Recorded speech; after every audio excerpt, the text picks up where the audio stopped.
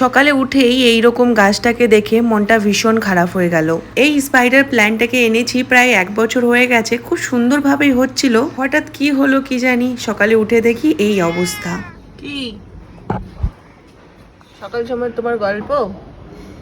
সকাল সকাল এসে উনি কত রকম গল্প আমার সঙ্গে করে যায়, আর ওর সাথে মিলিয়ে ওর নাম দিয়েছি সুন্দরী। আর আমাদের ফ্ল্যাটের এই পেছনের জঙ্গলগুলো এতটাই বড় হয়ে গেছে, অনেকবার কমপ্লেন করেছি কিন্তু তাতে কোনো কাজ হয়নি। এরপর রোজের মতো চিয়া সিড খেয়ে নিয়ে বেরিয়েই পড়ছিলাম, কিন্তু আজ আর গরমের মধ্যে বেরোতে হয়। সবজির দোকানই চলে এসেছিল আমাদের বাড়ির সামনে, তো এইখান থেকে কিছু সবজি নিয়ে নিয়েছিলাম। আর আজ দেখলাম শুধু সবজিই নয়, সাথে অনেকগুলো ফলও এনেছিল, কিন্তু ঘরে আম থাকাতে সেটা আর নিলাম না, বাস কিছু সবজি নিয়ে নিয়েছিলাম। এই ফ্ল্যাটে শিফট করার পর এই একটা সুবিধে হয়েছে, যা মন চায় সবকিছুই বাড়ির সামনে থেকে পেয়ে যাই। নর্থ বেঙ্গলে যখন আমি কাজ করেছি, অনেক টাইমে আদিবাসীদের গ্রামে আমাদের সার্ভের জন্য যেতে হতো। সেই সময় তো এত দোকান ছিল না, তো ওদের বাড়িতে অনেক সময় চায়ের সাথে বিস্কিটের পরিবর্তে ডিম ভাজা দিত।